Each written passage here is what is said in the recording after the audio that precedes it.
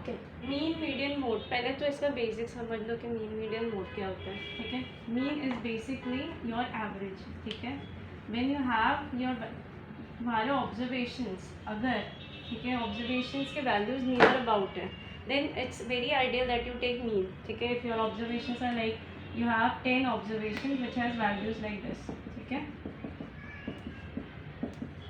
all are near values. ठीक है, so this makes sense to take mean. okay, mean क्या हो गया?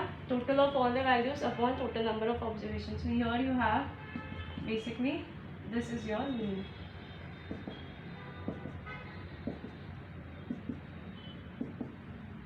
ठीक है, 1 2 3 4 5 6 7 8 9 10. So you have 10 observations. This will be your mean. ठीक है, right? अब what is your median in this case? ठीक है, we'll take the same numbers and we'll find median का मतलब क्या होता है. देखो, जो बेसिक मतलब है ना वो कभी जीवन में मत भूलो, because the basic definition holds true for everything that you do, even if you do class intervals or you do without it. ठीक है, now for median or mode, ठीक है, in both the cases the first practice is you arrange it in a descending or ascending order. ठीक है, I'm more comfortable with ascending order, so I'll just arrange them in ascending order. ठीक है,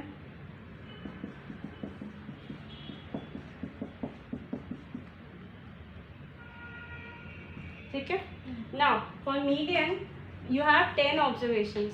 सो median के लिए कौन से 2 observations पकड़ेगी?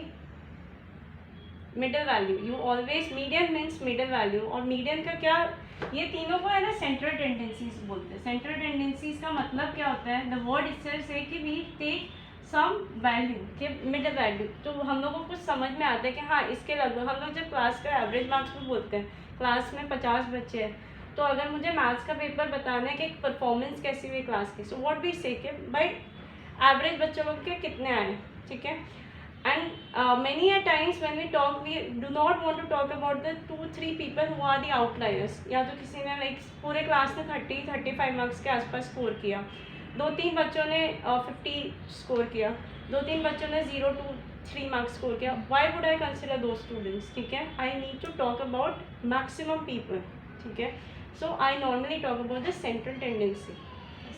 okay, mean will give me कि exact average कितना है. ठीक है, अगर और मीडियन क्या है? Mid value. अगर मेरे पास है ना इस टाइप का आउटलायर्स है, ठीक है, लाइक ओके, सो मीडियन की वजह से क्या होता है? The outliers, the extreme values निकल जाती हैं from my calculation. So what I am left with is only the mid value. I am considering the mid values क्योंकि मुझे पता है कि वहीं पे मेजरली मेरा ट्रैफिक होने वाला है, फ्रिक्वेंसीज होने वाले. सो if I have to consider this 10 observations, so my mid value is 1 2 3 4 5. ये दोनों mid value है क्योंकि I can't, odd numbers होता है 9 observation, I know my fifth is the mid value but I don't know. So what I do is I just take the average of the mid value, that is my median.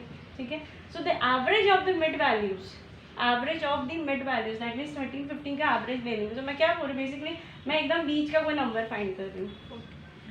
समझ आया? That's your median.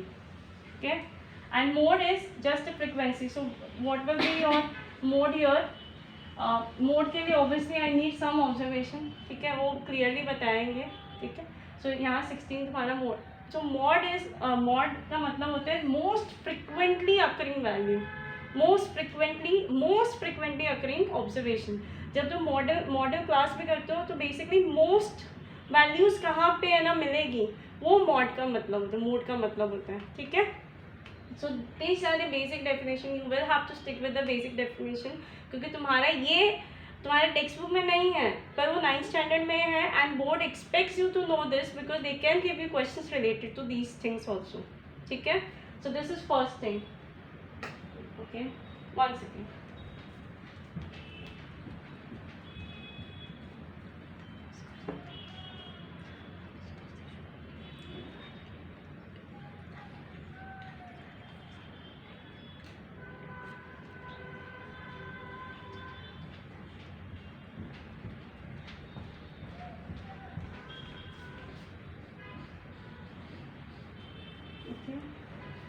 Now coming to the classes. ठीक है, सबसे पहले तो basic है ना class size क्या होता है, क्लास मार्क क्या होता है, अंडरस्टैंड दोज थिंग्स, ठीक है।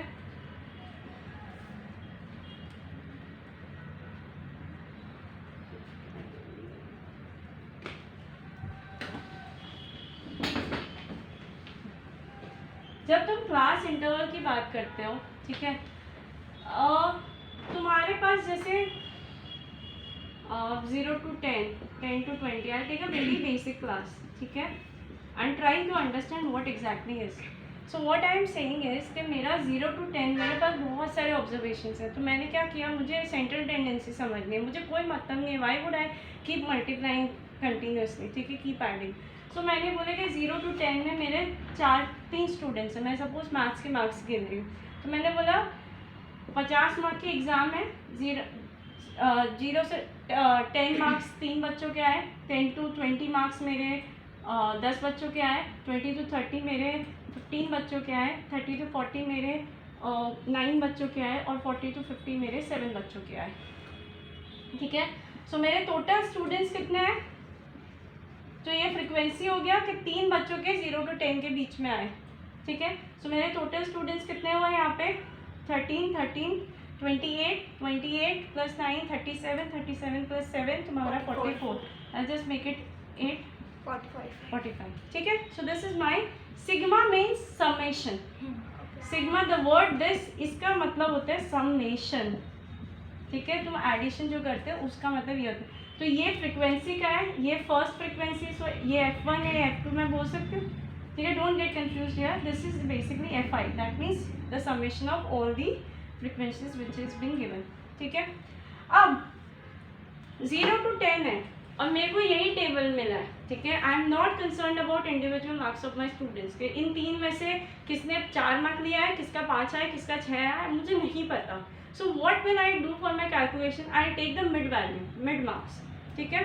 तो मुझे ठीक है लगभग वही होगा, उसके एक कम एक बेसी उसी टाइप का होगा ना। सो इसका जो बीच का वैल्यू होता है उसको हम लोग बोलते हैं क्लास मार्क, ठीक है। वीडियो ऑन है, बीच का जो वैल्यू हो गया वो है क्लास मार्क। सो बेसिकली मैं क्या कर रही हूँ, मुझे ये 3 बच्चे हैं, सपोज 3 बच्चों में से किसी का ये आया होगा, ठीक है। आई एम नॉट कंसर्न, मैं बोल रही हूँ सबके 5 आए, समझ आया। तो मैं बेसिकली एक मार्क्स असाइन कर रही हूँ सो दैट आई कैन, मेरे को टोटल चाहिए हो, मेरा मीन का डेफिनेशन क्या बोलता है, total marks obtain bye all the students upon total number of students, ठीक है। So mean is total marks obtained by all students, ठीक है, obtained upon total number of students. So total number of students is what, मैं sigma fi है यहाँ पे, ठीक है। सो मेरा सिग्मा fi आ गया, यहाँ पे मुझे बेसिकली सारा करना है। सो बेसिकली अगर मैं बोलती हूँ कि मेरे 45 स्टूडेंट्स हैं और मैंने बोला कि सब स्टूडेंट का रोल नंबर वाइज 5, 6, 10, 7, 15, 20, 25, मैं सबको ऐड करूँगी बैठ के, नहीं ना, ठीक है। तो मैंने इसलिए उसका शॉर्टकट निकाला, मैंने पहले उसको कैटेगराइज कर दिया, उसके बाद मैंने बोला कि इतने 3 स्टूडेंट है, अब मैं एज्यूम करती हूँ कि इसका मिड वैल्यू 5 है, ठीक है। 0 to 10 का मिड वैल्यू क्या होगा, 5। So that means I am assuming कि 3 स्टूडेंट्स ने टोटल मिला के 15 मार्क्स ऑब्टेन किया है, understood. So that is what I am doing sigma fi xi के साथ, ठीक है। यहाँ पे 10 स्टूडेंट्स ने बेसिकली 10 to 20 मार्क्स ऑब्टेन किया। So what I am saying कि 150 marks is obtained by 10 students who are scoring between 10 to 20 marks. Okay. Understood? हाँ. What I am doing exactly? Yes. So similarly, I am taking 25, 35 and 45 as an average value, which is your class mark. It is, class mark is symbolized XI. by xi. Okay, xi means first observation, I means the number, observation number. ठीक है, x represents your class mark. So what I am saying is total marks obtained by this 0 to 10 marks के बीच में जो students आए हैं 3 mark, उनका total score, ठीक है, by this student is 15. Yes.